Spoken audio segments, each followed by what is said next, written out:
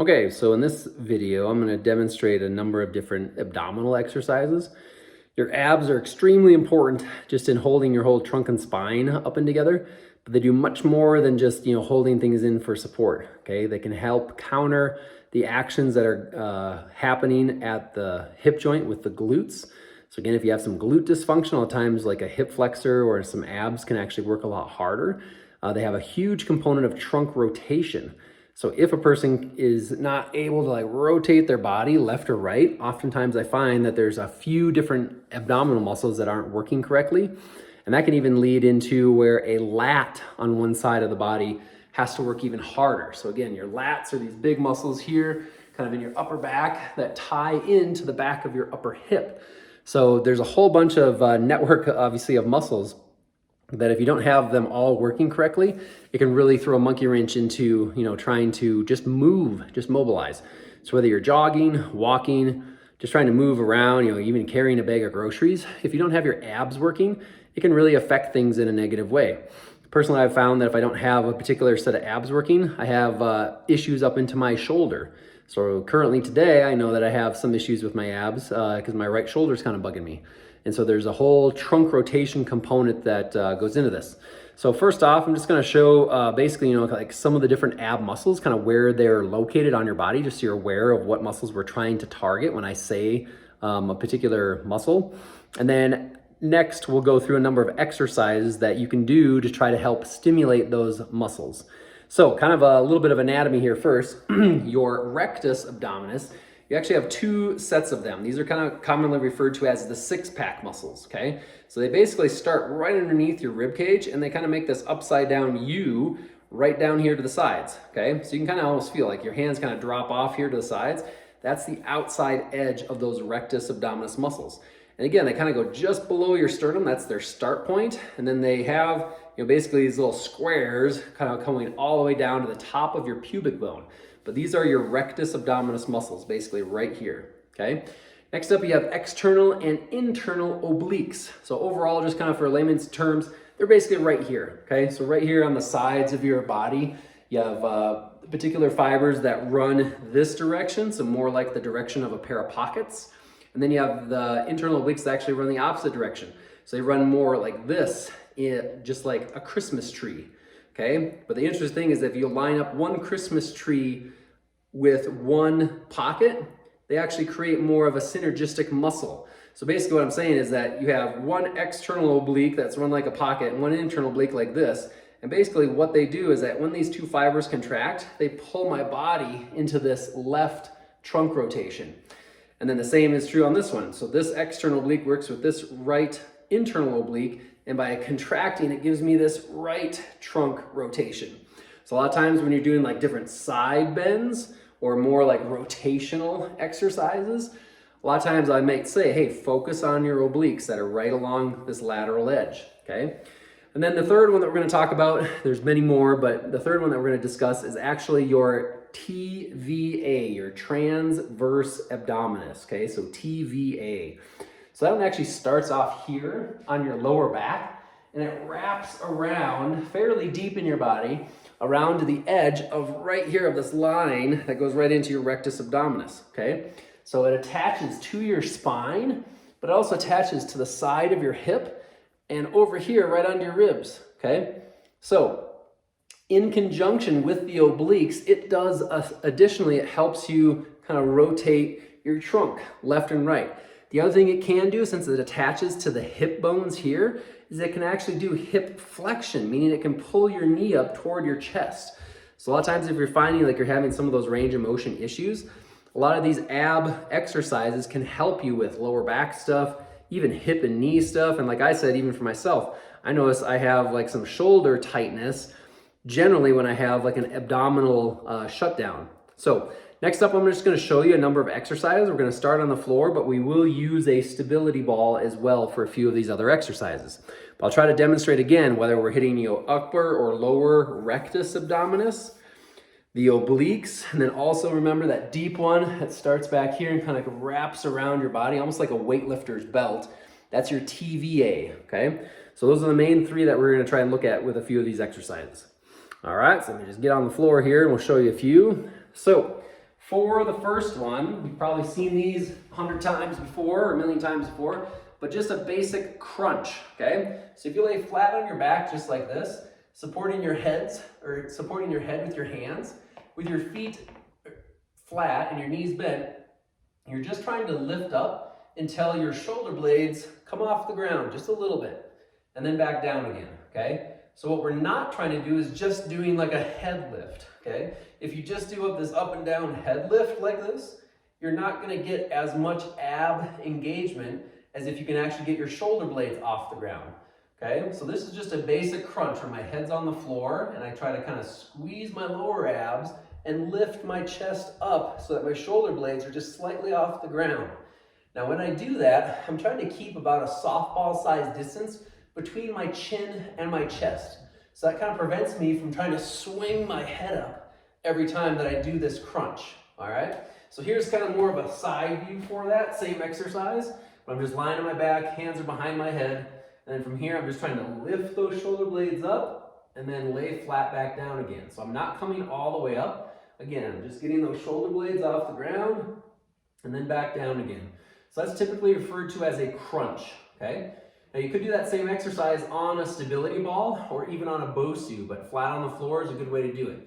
So a couple of cues. Right now you have a natural curve in your spine.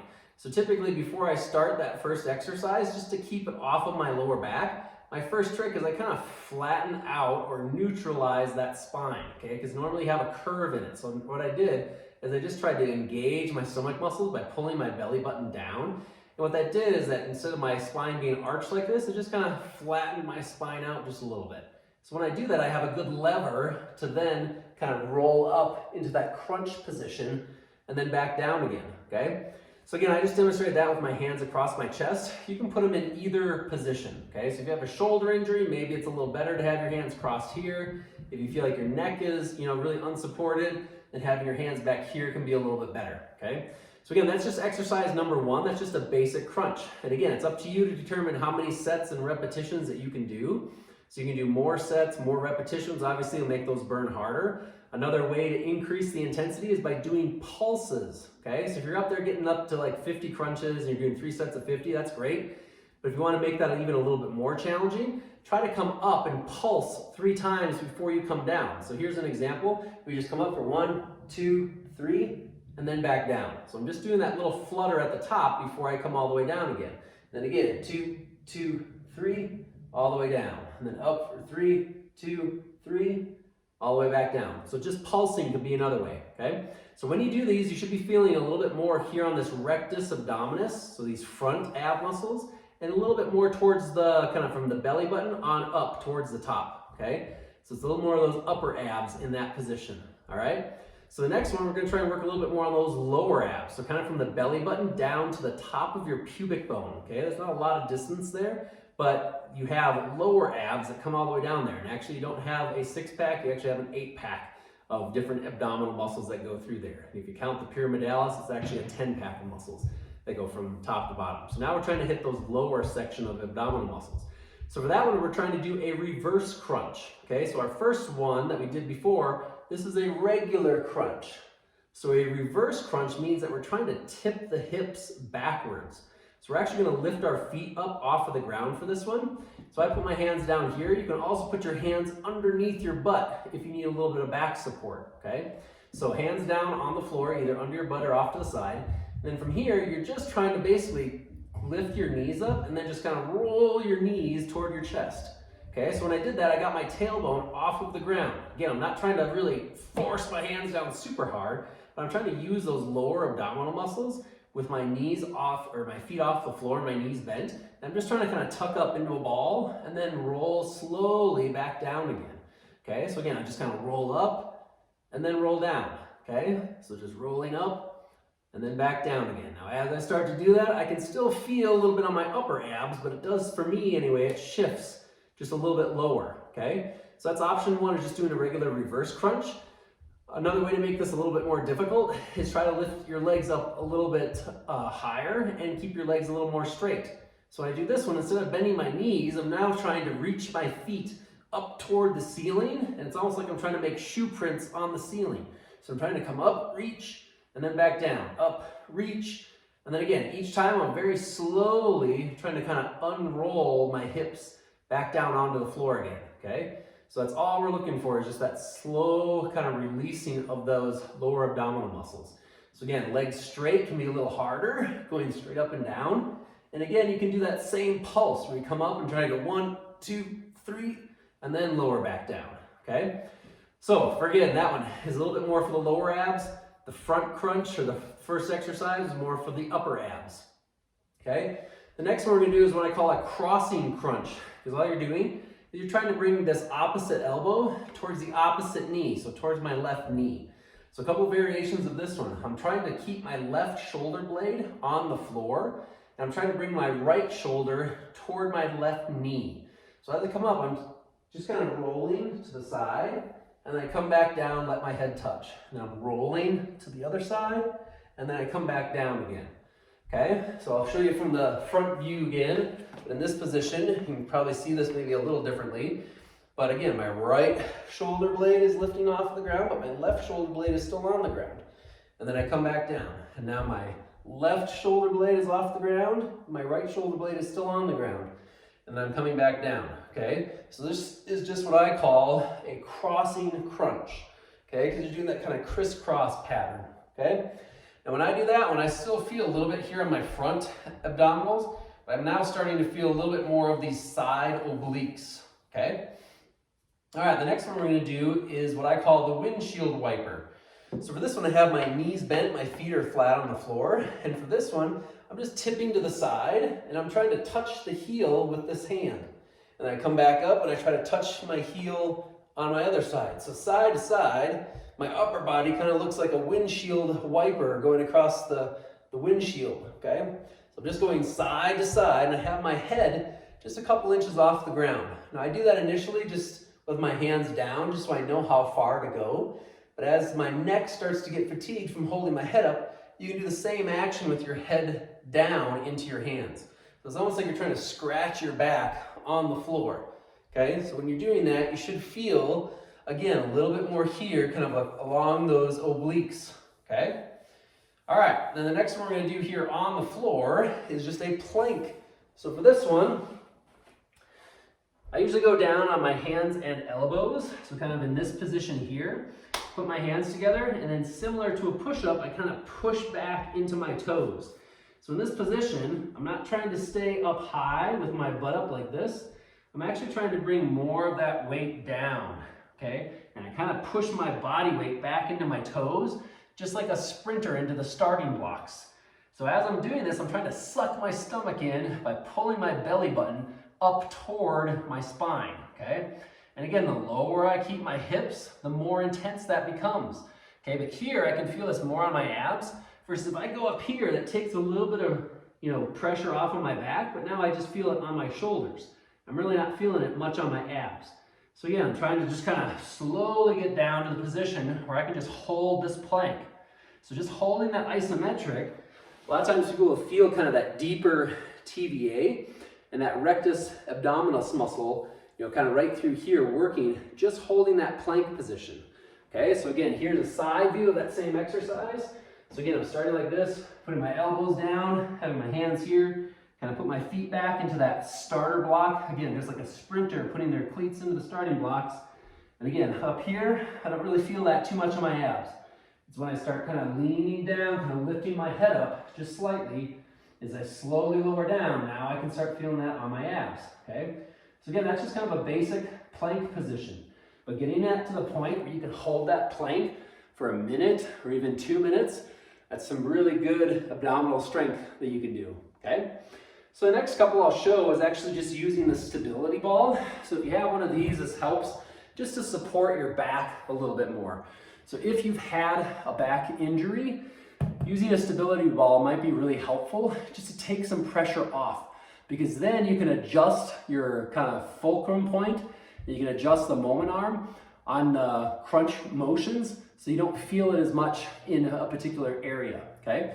So I'll demonstrate a few of these, but we're just gonna essentially do a lot of the same exercises that we were just doing, but now we're just doing them on the stability ball. So exercise 1 is just the crunch, okay? So again, either hands here, but as I roll forward, I'm just kind of creeping my feet forward like this as I slowly lean backward, okay? So once I find kind of that sweet spot, I can make this exercise, whether I have my hands behind my head or here, I can make this crunch exercise that we were doing earlier, I can make this harder by just gently rolling backward. So as I roll backward, I now am supporting more of my body weight with these stomach muscles.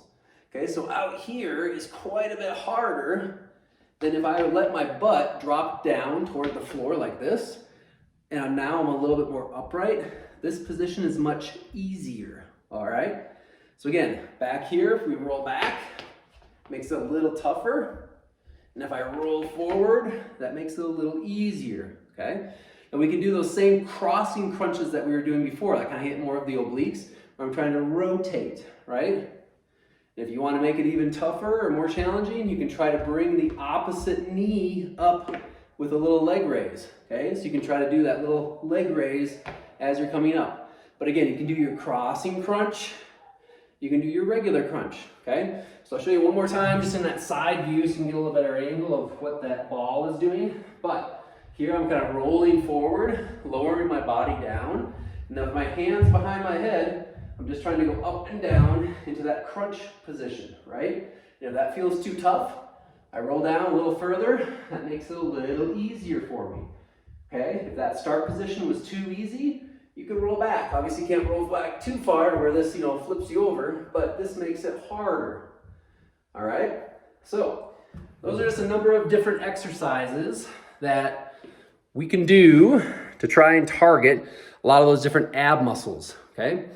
So most of those crunch ones are gonna hit more of that rectus abdominis, getting from those kind of bottom of your sternum down toward your belly button and that pubic bone that's way down here, okay? Those are a lot of those front crunching muscles, okay? And then when we're doing those reverse crunches, where you're lifting your feet up, that kind of hits those lower abdominal muscles, okay? And then as we're doing those windshield wipers and those crossing crunches, those are getting a little bit more of the TVA and those oblique muscles.